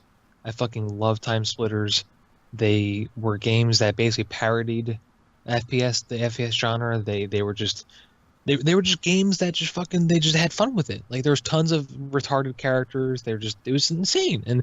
And the games moved at like the speed of you being on crack. Like they were just insane. They were super fun. And we haven't gotten a new one, you know. I mean, the closest we got to it was Time Splitters being in. You could play Time Splitters in a recent game. What game was it? I forget, but Colonel whatever. Mark or something? No, not that. It was a game that I'm trying to remember. that team because I made. remember that was The problem is when you write about hundreds and hundreds and hundreds of games like Mike and I do and cover them and stuff, they all start to blur together. Genres start to blur and stuff, and you're just like, "Fuck, what was that game called?" Like it gets exhausting. Like there's.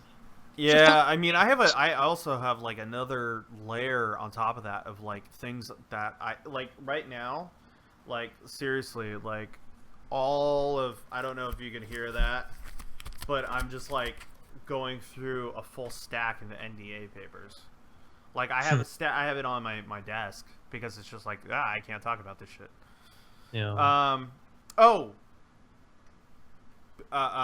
First person shooter that I would personally love to see. Jumping Jack Flash. You play as a robotic bunny. It came out for the PS1, and your weapons were fireworks. I love that fucking game. I bust out the PS1 to play that once a year. Like, seriously, I would be playing it this year, but my PS1 broke. I love that game. That is one game I love. That there's that game. There is the Game & Watch that I have, and that is the Donkey Kong Jr. that I got when I was a fucking wee lad. And then there's my Vectrex 64. Or not, well, that was the code thing. But the Vectrex, where you put the overlays in it, and it has its own personal screen, and it has a control stick. And that's definitely something that I'm going to have. I'm going to try to film that for E3 this coming year when Brandon's down. I'm going to have him play the Vectrex, which is my first gaming experience. It is vector line based. That's where Asteroids made its most predominant home. That's where Blitz comes from. Hey, Blitz, football game. All you fucking, football heads and shit. But yeah, first person shooter, Jumping Jack Flash, 100%. Hands down. Cool. I actually I was trying to prep up potential responses for the next question. So hold on, I got too many fucking tabs. I just realized that the booze that I've been drinking really looks like Windex. It's Just like fuck with people, put it in like clean out a Windex bottle and like fill it with that stuff and just go drink it outside. And people are like, what? You know, no, just walk into the bar and be like, I'm done. Just fucking unscrew it and chug it. And then, like, fake pass out on the ground. Oh my god, like, all he did was he drank a bottle of Windex. In LA, they would just be, I couldn't stop him. I had to take a photo and put it up on Instagram. I fucking hate the state sometimes with a passion, and it's just like, it's my home state, and I'm just like, do you realize that I am so happy that California does not have more voting power than it did in the election? These people are fucking idiots. Anyway, so it's funny. I totally forgot that this was a thing. So. This next question is clearly from a Monty Python fan. Me? So, username Takashi Yamamoto or at Drunken Nalpaka asked, "What is the average airspeed of an unladen swallow?"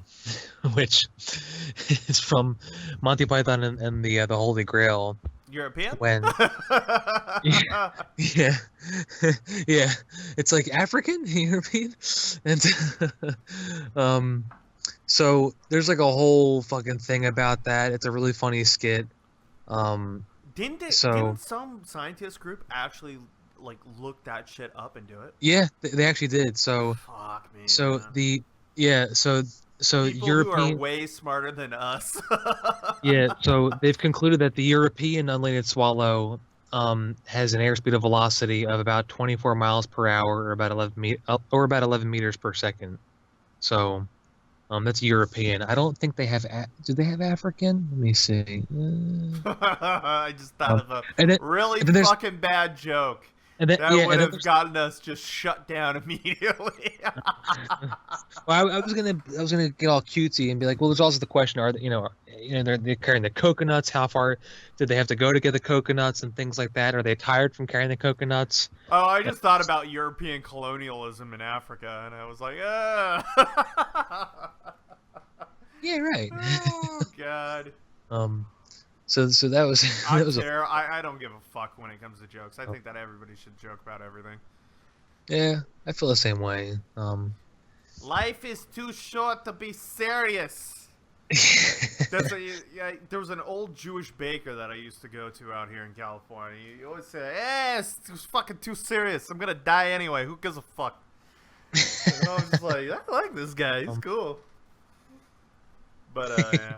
Anyway. So this one is like a really broad, question. This is from Burnouts 3 or at Burnouts 3 S3. He asked, "What are there any indie games you're excited for?" It's tough because define indie. That's the ultimate question. That's the big barrier. Like, what is indie right now? Yeah, I mean, if you want me to be honest, to me, indie is an independent developer. Like some people think indie has to be like a small independent developer. No, I don't. I think it's an independent developer. And they're not quite huge, but they're independent. You know what? I mean, hands down for me, if you're gonna go up with that definition, it has to be Cuphead. Ooh, oh man, that game looks fucking incredible. Oh my god. I mean, it's like something that, I mean, maybe other people might not be interested in it, but it just kind of like evokes something a bit different. That kind of harkens back to my childhood cartoons and stuff like that. Oh yeah, absolutely. Same here, dude. Like I really, really want it. But I mean, you also have Night in the Woods. We've covered that twice, didn't we? In the last month. Yeah. But it's gotten delayed. Yeah. Plus, I mean, Night in the Woods, I keep getting these vibes that it's one of those, fucking soak Joss type, like oh, let's just fucking just exist and fucking just do real life stuff, but we're animals, and it's an allegory for capitalism. And I'm like, oh my god, dude, like I just kill me, please. Just fucking Mike Pence, get the electrodes, just kill me, please. Like, Well, but you're not just, gay. I know. But Speaking of which, there was a meme about that recently. I was dying about that. Mike, But Mike, pray the gay away, Pence. so anyway, If you like the cock, you're gonna get shocked, Pence. Jesus Christ. I So, actually just thought of that one off the top of my head. My bad. I'm terrible. We're, All right, we're getting, sorry. getting delirious. We got to wrap. I'm on my fifth drink. Okay, go We, go with the next question. well, actually, I didn't even get to answer the indie Oh, question. sorry, my bad. Yeah. So for me, I'm super excited for 13 Sentinels. It's the mecha game from Vanillaware. It looks fucking incredible, and it's Vanillaware, so it's gonna be just fucking. It's gonna be art in motion. It's gonna be just amazing. Like it's gonna be so good. Is that a 2018 release? That's the thing. They fucking announced this back in like 2015, bro. Like But I mean, I really feel like it's gonna be a 2018 release. That's one. I mean they announced that way back then, and we haven't really heard anything about it since. I'm actually concerned that they might have canceled it, but knowing Vanillaware, I don't. I really hope they haven't because realistically they put out the Odin Sphere HD remake thingy last year, or was it 2015? I think it was last year. So they put that out, and I think they were working on that. But there shouldn't have been that much work, in my opinion. Like, so I don't know what they've been doing outside of this game.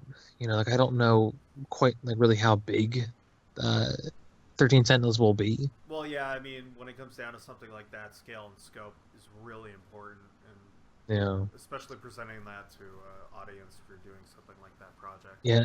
I mean, they could easily just do like an HD.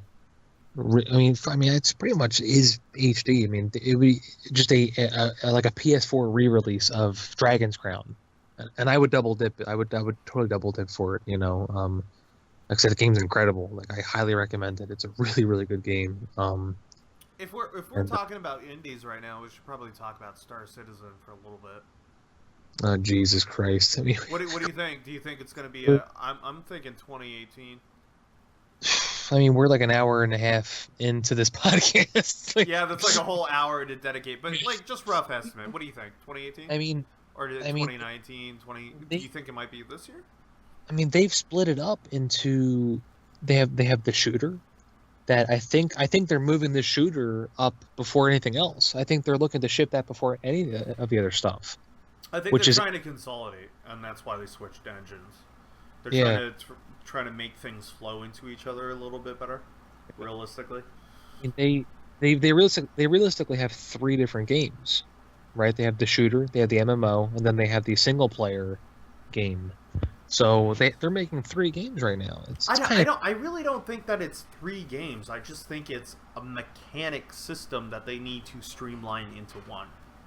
No, like they've literally said, like the shooter is going to be its own thing, the single player thing is going to be its own thing, and then the MMO is going to be its own thing. And that's why I think that's poorly marketing garbage because, like, realistically, from what I've seen, it's you're going in the ship, you're doing the shooting. There's steps to the full package of what they're trying to do. Anyway, I think it's a good enough answer for that stuff. When do you think it's going to come out? That's the important question. Yeah, sounds right. Like 2018, maybe. Yeah. Well, from what I've seen, it's really far along. The transition in the engine was like nothing. They did it super quick. So, all right. Well, let's get on to the next question. Yeah, we've got a couple more. I didn't think there'd be this many questions. So. Well, it's because you're so pretty and popular. This was actually interesting. They said, this was from Atticus, or at Atticus OS. As a site titled Niche Gamer, which niche game genre do you think would be harmed the most if it became popular overnight? In terms of like quality of the game of your average game in that of that genre plummeting because of the popularity You and have an they try. example already with Minecraft. Yeah, actually, yeah. I mean Boom. that You've seen what happens. the voxel sandbox genre has exploded. Yeah. Like it existed before, but Minecraft popularized it, and now there's tons of them. And it Um, created a whole industry of YouTubers who have made millions of dollars off of it. yeah, yeah. Amazing. It's. I mean, it's not. You know, just because something's popular doesn't mean it gets ruined. It really is determined among the parts of the machine that is the media and the people playing it, and what could be done with it. Um, but realistically, you have your example, Minecraft. Yeah. It's like boom. Um, these last questions are kind of stupid. Well, actually, there's Let's one. do them. We'll do the last good one. Now do Fav all the shitty ones. I want to see. I want to hear the shit. well, no, I mean, we'll do the last good. We'll do the we'll do the last good one before the shitty ones. Okay. So, favorite PS1 RPGs. I mean, that's like fucking, like, dude, like RPGs plural. I mean, that's I could list. We could both list off a fuckload of RPGs. I mean, Favorite. um, I guess we could do like top three, maybe. I don't know. Well, I mean, like realistically, jeez. Now I'm trying to remember if that was actually because I played so fucking many of them. I want to make sure that it's not that I wasn't mean, a PS2 one. if you want, I'll go first. I mean, I could Go ahead. name my favorites. I mean, obviously Final Fantasy VII, Suikoden 2, and then Legend of Mana. I fucking love all three of those games very, very much. They both affected me uh, deeply with music, characters, story. You know, especially Final Fantasy VII and Suikoden 2. Legend of Mana was like a big collection of stories and stuff. But overall, the themes and the music and stuff were just incredible. And that's the gameplay. I put that was one of the first games that I completely like 100%. Well, actually, I did it before, but it was a game that I distinctly remember completely 100% in, getting everything in it literally, doing the new game plus, getting even more shit, and just completely dominating that game and just loving it. So, um, I see. I'm trying to think.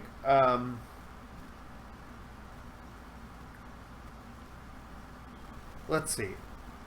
Chrono. Was it Chrono Trigger? well, Chrono Cross was PS1.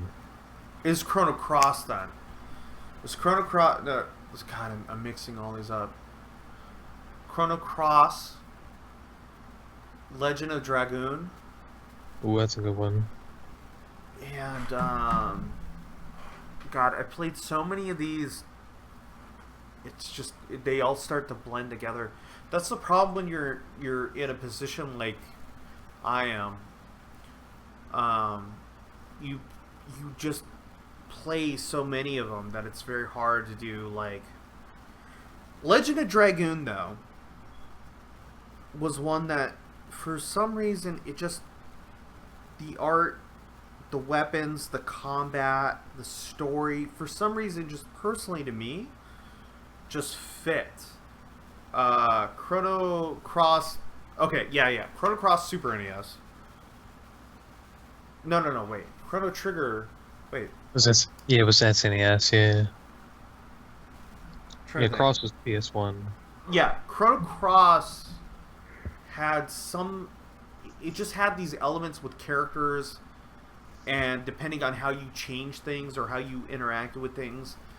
And I remember going over that a lot. Final Fantasy VII, not so much actually.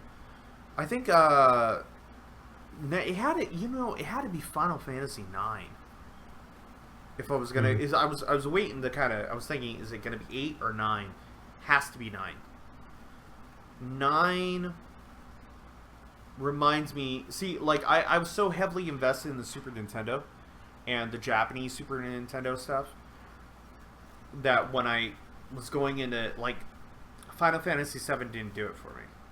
Like it was good in a sense of what it laid the groundwork for, but I honestly believe that 8 was far better, and I believe that 9 is the pinnacle of PlayStation 1 Final Fantasy games.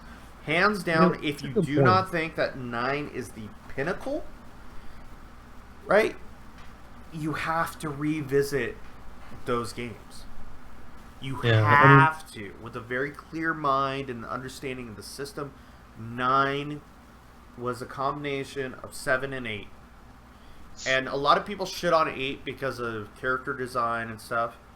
Fine. Take the Final Fantasy VII. But principle-wise, 8 is great, and 9 combines the two. And it also incorporates something that was never really brought to, quote-unquote, the mainstream gaming. It brought back this classic RPG sense. And it actually really made it popular and popularized it. So there's a very good philosophical discussion about storytelling and design and character arcs and stuff. I mean, man, Vivi, it's great. You know, it's very hard to argue that character arc. You know, and people are like, oh my god, Final Fantasy VII and Eris dies and all that shit. But it's like, you have never played a Final Fantasy game. Furthermore, you've never played a fucking Phantasy Star game. Because that trope was started by Phantasy Star, which was a game on Sega. You know, like way before. Yeah, I mean, that's why I think I kind of positioned FF7 as like it wasn't the best for me on the PS1, but I would say that it affected me the most, I think. I think it did for a lot of people. I mean, it's a very respectable answer. I think that like if you play as many games as I do, your opinion changes. Especially because I started very early with the stuff that I do, so that very quickly changes once you start seeing a lot of other stuff, like what affects your opinion. What kind of? Jesus, it's getting late in my time. We'll do these last two fucking shitposting questions. We'll do these earlier from now on. But yes. So this is from username Wake Me Up or at Earthworm_Joe. Are traps gay? No. Let's actually talk about this. Are traps gay?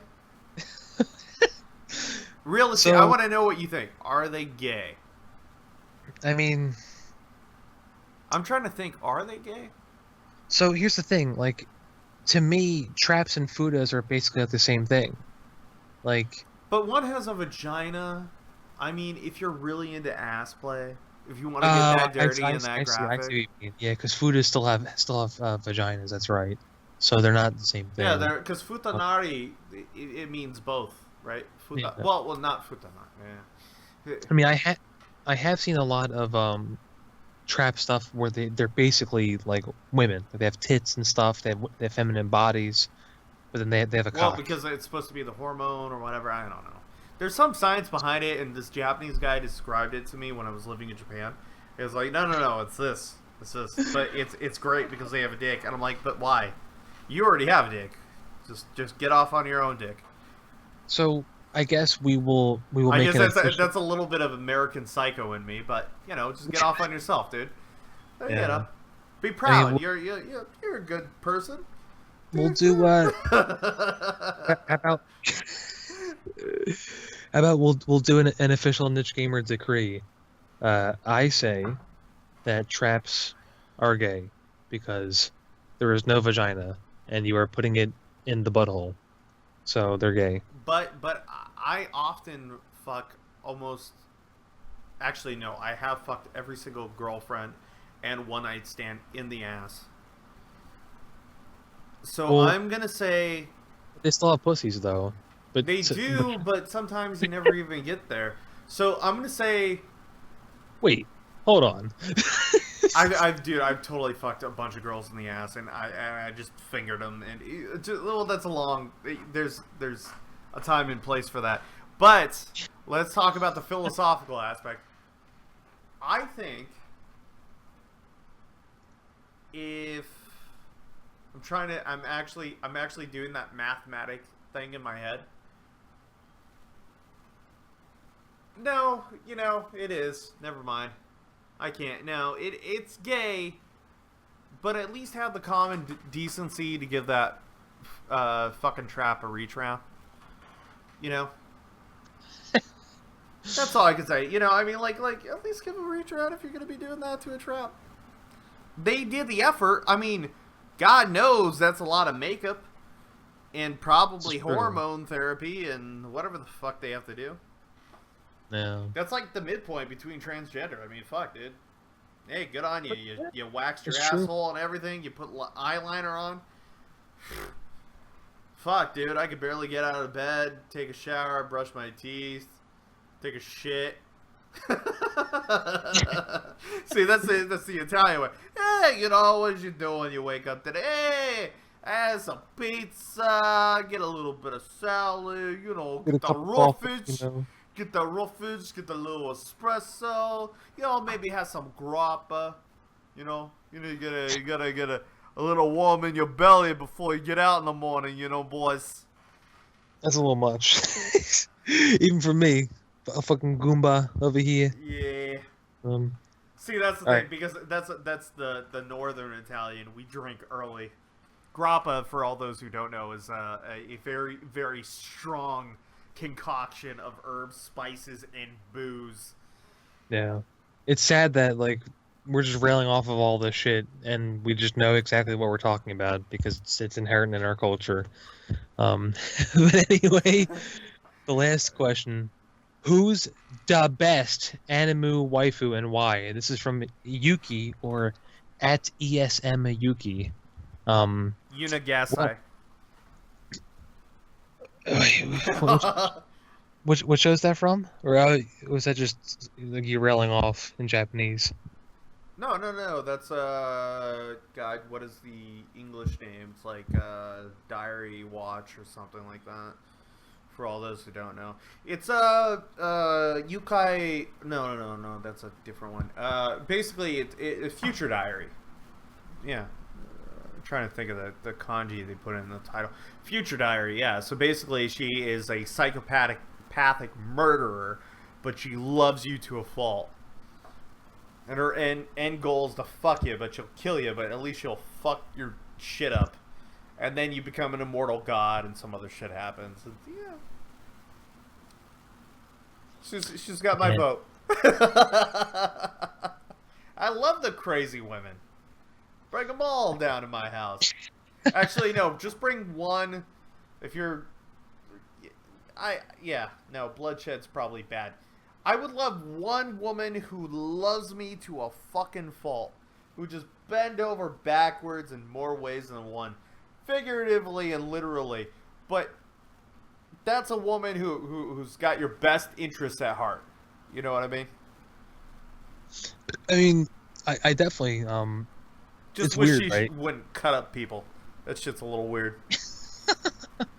I mean, I definitely kind of bounce between the typical, perfect wife material in, anime waifus, and then the kind of, ridiculous, vagabond style woman, Well, I think I told you this before, right? It's the quote-unquote potato girl. It's the farm, you know what I mean? And you're like, yeah that's what I want. Waxing poetically. Yeah, I mean, realistically, yeah. But I think if the anime waifu that really affected me the most, I think, and I think is the best to me. Man, I mean, that's tough. Because they're very much tropes, right? Yeah. So, the reason why I picked Yunagasai is because she's a fucking psychotic murderer, unique, and it just pops in my head. And it's like, man, I wish I had a woman who would protect my interests like that. But obviously, there's a huge fucking downside.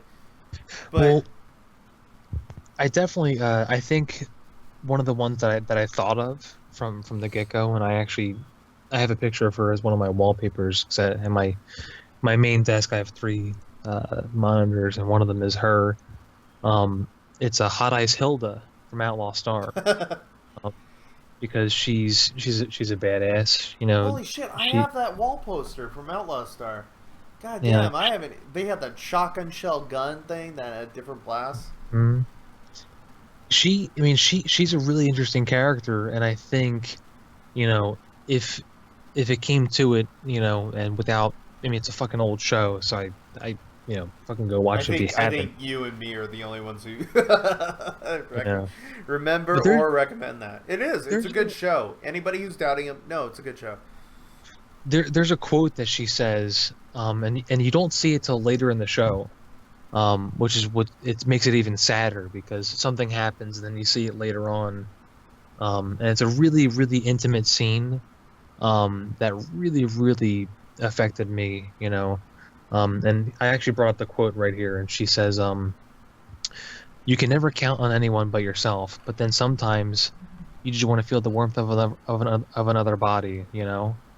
And she says that to Jean, and it's Yeah. after something happens, bada bing, bada boom, a little horizontal shuffling, and so it was a really, I just ruined the mood, but it was a really intimate, very deep moment, and it really just showed a lot about her as a character, and above and beyond a lot of tropey characters out there, um, so yeah, Hot Ice Hilda, she's so hot, but she's also cold.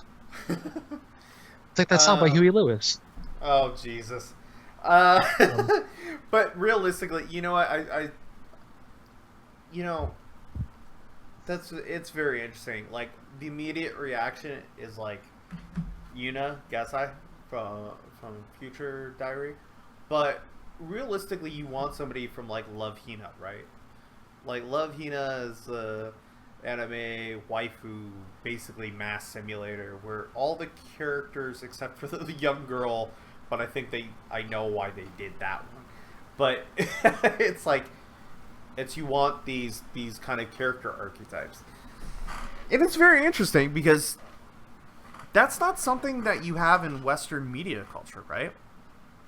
It's like, oh, who would you really want? Do you want fucking Angelina Jolie? Ah, that's not a character. That's, a person. And for one, Angelina Jolie in her early years, yes.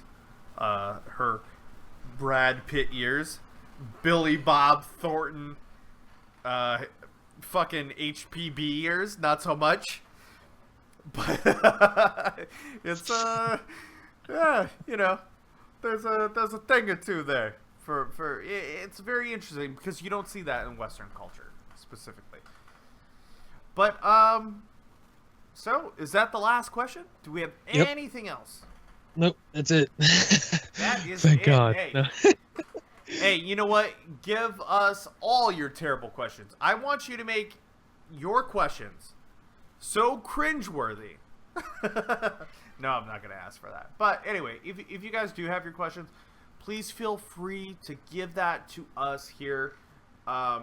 This is kind of like a labor of love, We do this because it's kind of like our little way of talking to all of you guys. And Brandon, you're going to be downloading that chat app, right? I actually already have it, yeah. Okay. So before we close this all off, why don't you explain that so that they know what to do later on? Yeah, so you guys are getting this first, right? The Patreon backers. It's our way to show our thanks, and that's how it's going to be moving forward. You guys will get it like I think we're going to do like a week in advance. So you'll get this earlier, right? But on top of that, we're revamping the Patreon rewards. So I was trying to do a newsletter that had lots of editorialized stuff in it, you know, and there was way too much work to put in it that we just didn't have the time. We just didn't have the manpower or anything to really make it happen. So we're trying to do something that's even better for that reward tier. So for $10 a month, you'll be able to talk to me or other staff through the Patreon app directly. It's an exclusive line of communication directly to us, and it's going to be only for you guys.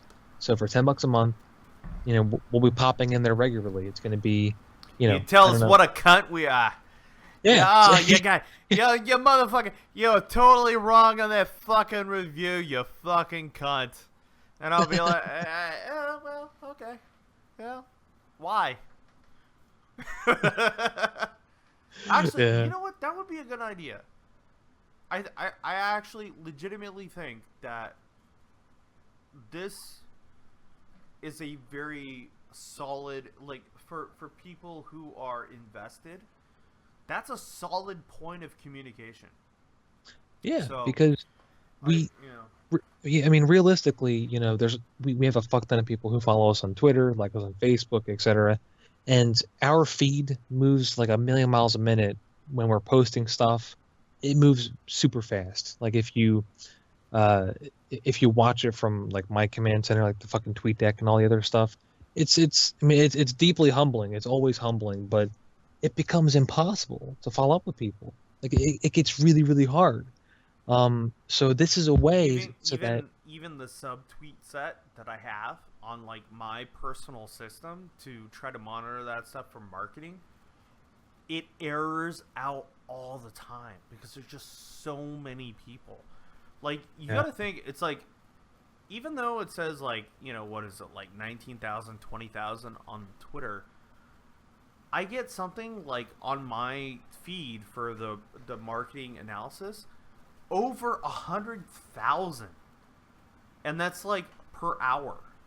That's insane. yeah, It's a lot, dude, and it's really hard to So if you want a direct line, I think that, hey, we're trying our best to do it. We just actually have to pay for it because it's kind of the situation we're stuck in. yeah. The thing that really sucks is that we tried to do. We've had emails. Like, oh, if you want to contact us directly via email, and we've had people email us. I've had really amazing, thoughtful, heartfelt messages. Like sometimes it would be if we uh like something happened, or if I was tweeting about getting burned over a deal or a staff member or something, I had people email me saying, dude, keep it up, please, I love your work. And I, from the bottom of my heart, that's the stuff that keeps me going, that keeps us going. It really does, because we are killing ourselves over this website and this company, and we're trying to make it better for you. So this is going to be the way that you guys are already invested in the site. You're already supporting it pretty much thanklessly. Like you've just been supporting it. So this will be a way for us to show, like, hey, it's going to be it's a little bit steep compared to like the No, it's the not. advertise. It's Well, really not. It's actually the cheapest business model, and that's why I actually angled it that way. You guys well, are the lifeblood, though. Like, yeah, there's a lot of sentimental value here to Brandon, but I have to say, like, the people here who are hearing this first, you have made Niche Gamer, and you've also given a place to me, given a place to Brandon, given a place to all of the writers. There's nothing more amazing than that to us. You guys have just done such a it chokes you up. It's just like, wow.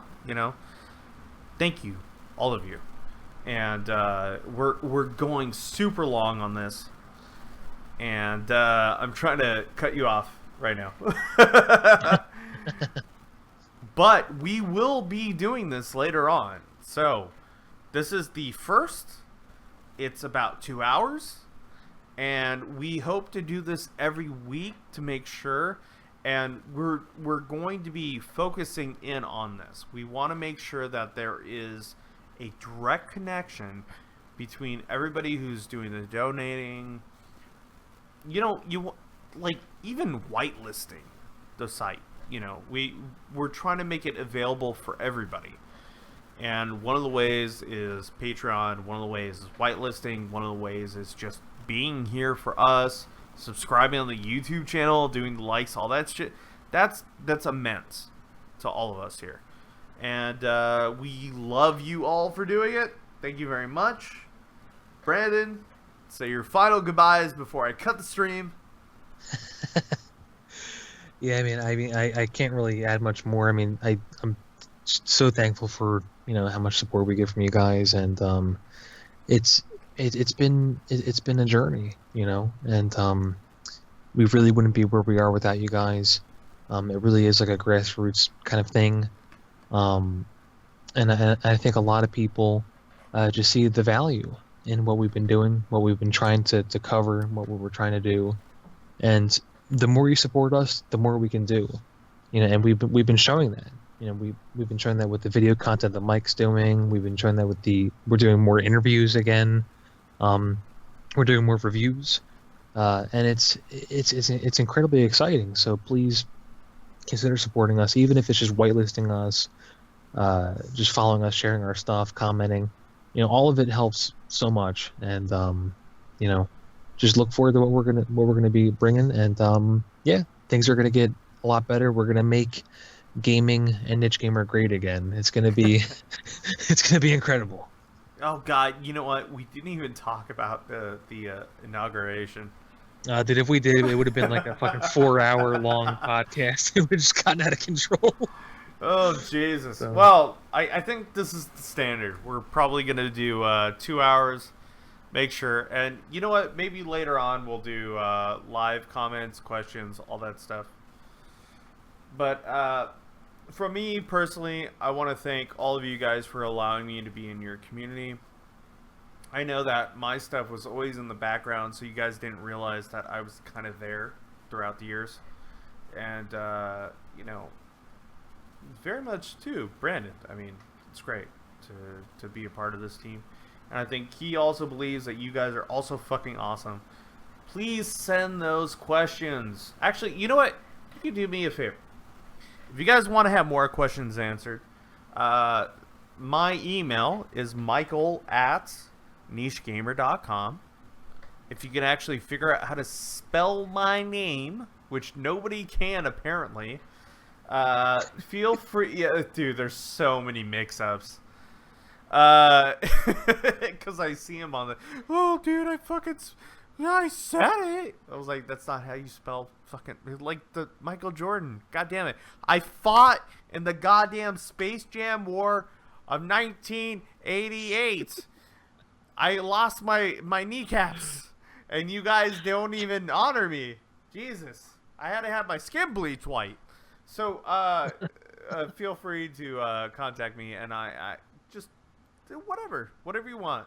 We'll do a question. We'll do it, and then we'll also do the Twitter stuff. I think that's right. That's how we'll do both. Absolutely. Okay. Yeah. And we hope to hear from you guys next week. Thank you guys all for listening. You guys are fucking awesome. We wouldn't even be here, right? That's the thing. It's like we wouldn't even be here if it wasn't for these fucking awesome people who would be here to listen to us. Yeah, and absolutely. Thank you. I'm choked up a little. It feels. And then I remember all the fucking Fuda comments, and I'm like, oh God damn you. Yeah, or the fact that I cleaned up shit and threw up today, and I was not at a party or anything. It was my son, so there's that. Hey. Everybody should actually give you props for that. I did. That's what being a daddy's all about. Anyway, guys, thanks for watching, listening, doing all those things. Please Please like, subscribe if you're actually seeing this late on the YouTube channel. Thank you all for everybody who's been doing the Patreon. You guys are awesome. We wouldn't be here without you. And thank you so much for allowing us to ramble and talk to you guys kind of in this fashion, because it's a very rare situation that we could do this. If you feel like we need to do something, we need to talk about something, feel free to hit us up at the Niche Gamer Twitter that you can see on the screen, or if you don't and it's on a podcast channel, it's at Niche Gamer. Simple as that. Find us at nichegamer.com. We'll try to meet your expectations, wills, and I was about to say like sexual thing, but that's a little too far. Patreon.com/Niche Gamer. Thank you all for watching. That was actually weird that I went to the sexual thing. I just have to say.